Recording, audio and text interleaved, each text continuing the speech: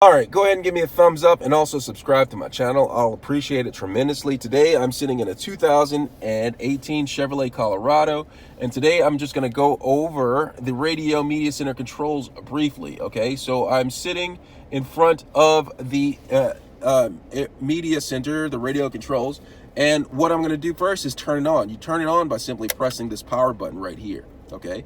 You turn on that and that powers it on. As you can see, it's on right here. Control the volume, you just turn this clockwise or turn it back that way. Next, we have the radio button. This turns on the radio button. Whoa, boom. All right, turns on the radio. Let's turn the radio down, too loud.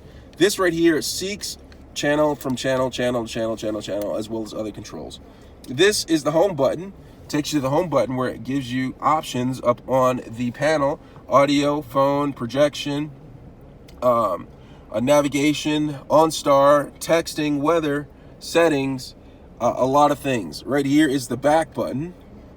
This is the tone, and that's the media button.